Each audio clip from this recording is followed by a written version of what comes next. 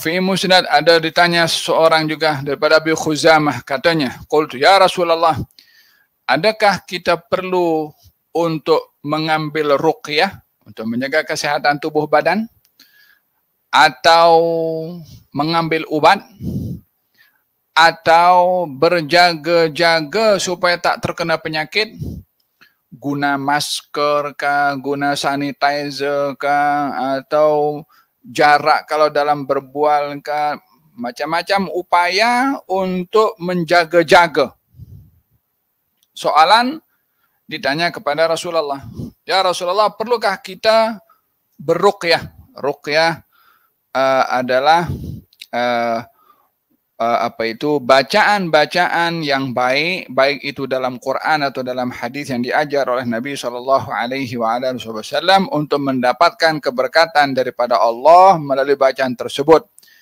Baik itu keberkatan yang diharapkan sembuh daripada penyakit atau lain-lainnya. Dalam hal ini, ruqyah ini ada ruqyah yang baik, ada ruqyah yang tidak baik. Ruqyah yang baik bila wasilah yang dijadikan ruqyah itu ada nas syarak yang membenarkan. Ruqyah yang salah adalah ruqyah bila menggunakan bacaan-bacaan yang berasalkan daripada sihir atau mantra-mantra dan lain-lainnya. Maka ini bertentangan dengan syariah. Di dalam Sahihul Bukhari ada dinyatakan hadis berkenaan dengan ruqyah. Ada beberapa hadis, di antaranya adalah seorang yang dia terkena sengatan ular atau digigit patu ular, lalu diubati dengan bacaan surat Al-Fatihah oleh salah seorang sahabat Nabi. Maka sembuhlah seseorang itu daripada penyakit atau daripada racun ular yang masuk ke tubuh badannya. Bila tengok daripada zahirnya, sahabat itu hanya baca Quran, surat Al-Fatihah, racun itu ada dalam tubuh badan. Ya kan? Tak ada injection, tak ada masuk ubat, tak ada masuk untuk melawan kepada racun. Tak ada, dia baca Fatihah saja. Ini menunjukkan bagaimana antara mengambil sebab dan apa yang didapat daripada sebab. Sebabnya tak ada kaitan langsung kepada tubuh badan tu. Tak ada benda yang dimasukkan ke dalam. Tapi sembuh juga.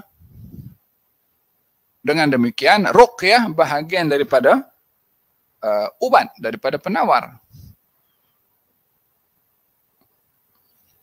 Bukankah baginda Rasulullah SAW bersabda tentang air Zam-Zam?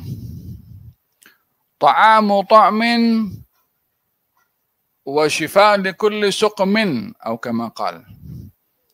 Air Zam-Zam ini menempati tempat makanan, yakni kalau tak makan hanya minum air Zam-Zam sudah memadai, dan juga ubat kepada segala penyakit.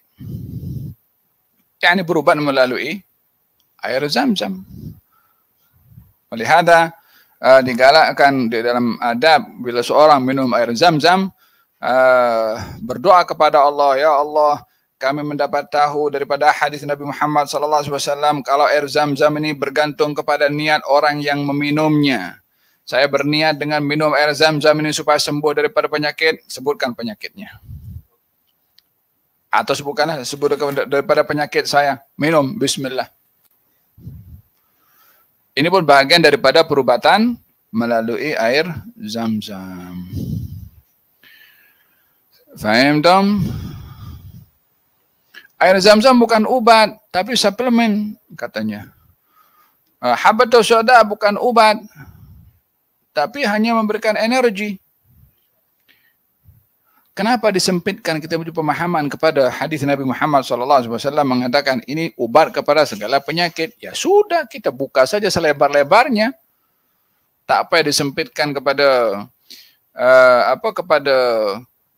suplemen atau kepada yang lain-lainnya. Nabi mengatakan dawa'un likulli da'. Ini habbatus sauda, jintan hitam, ubat kepada segala penyakit. Khalas, ubat segala penyakit.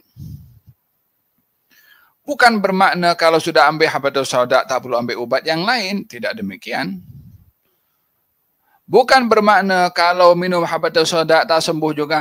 Aku dah kata dah, ini Habbatus Sauda suplemen. Berapa banyak orang berubat dengan ubat yang dia sakit tak sembuh juga. Akan jadi suplemen juga kah ubat tu. Kembali kepada pokok pembahasan. Ubat sebab. Datangnya kesembuhan, ada kalanya diberi kesembuhan dengan sebab, ada kalanya sembuh tanpa sebab.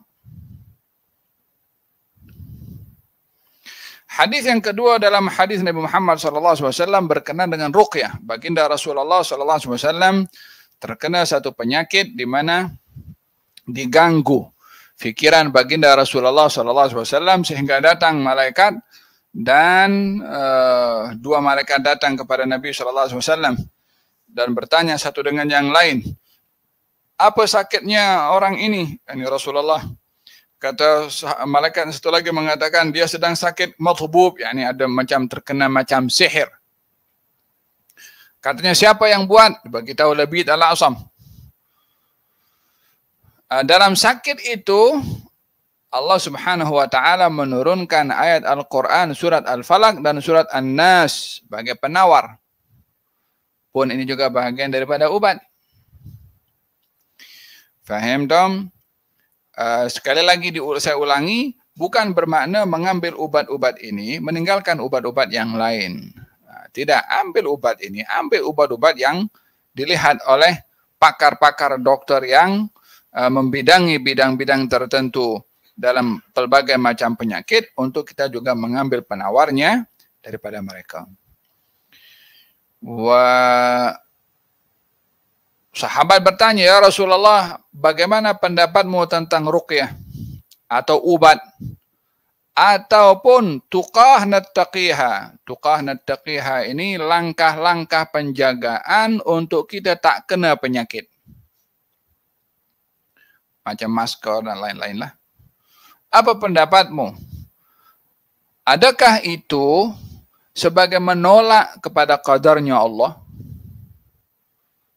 Yani Allah kalau nak tentukan kita kena penyakit, pakai ruqyah ke tak pakai, berubat ke tak berubat, pakai ambil langkah-langkah penjagaan ke atau tidak.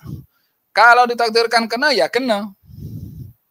Kalau ditakdirkan tak kena, ya tak kena. Kita pakai peralatan atau tidak. Bukankah dalam hadis Nabi Muhammad SAW dikatakan, ma asabaka lam yakun liyukhti'aka wa ma akhta'aka lam yakun liyusibaka. Apa yang akan menimpa kepada kamu tak akan miss daripada kamu. Yang ditentukan untuk tidak menimpa kamu tak akan mungkin menimpa kamu. Ya kan? Kita kadang-kadang dengan isu COVID ni kan, kadang-kadang orang duduk bersama dalam satu kereta atau mungkin duduk bersama, esok yang satu positif, yang lain negatif. Yang kadang-kadang duduk di rumah tak keluar kemana-mana, oh kenapa positif? Tak keluar daripada rumahnya. Ya subhanallah.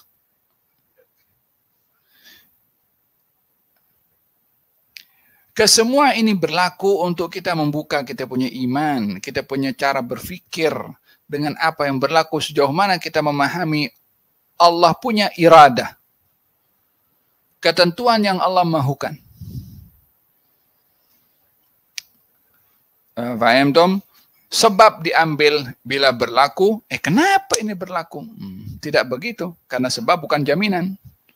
Sebab adalah sebab. Dijawab oleh Nabi SAW. Kalau kita mengambil sebab, adakah bermakna kita tolak qadarnya Allah? Apa jawaban Nabi? Hiya min qadarillah. Mengambil sebab itu juga qadarnya Allah. Berubat itu qadarnya Allah. Ruqyah itu qadarnya Allah. Antisipasi menjaga diri dengan asbab wasilah-wasilah supaya tak terkena, itu pun juga qadarnya Allah. Jadi tidak difahami qadarnya Allah, apa yang ditulis khalas. Ambil sebab itu juga qadarnya Allah Subhanahu wa taala. Walihada Sayyidina Umar bin Khattab radhiyallahu anhu ketika dalam perjalanan menuju ke Syam, di perjalanan dapat kabar kalau Syam ada musibah ta'un. Kemudian Sayyidina Umar kembali. Kata sahabat-sahabat bersama dengan beliau, ya Amirul Mukminin, adakah kamu lari daripada qadarnya Allah? Yani kalau kamu masuk sana, kalau terkena pun itu dah ketentuan Allah. Kenapa kamu pula tinggalkan? Adakah kamu lari daripada ketentuannya Allah? Kata Sayyidina Umar mengatakan, ya, saya lari daripada qadarnya Allah kepada qadarnya Allah. Nafirru min qadarillah ila qadarillah.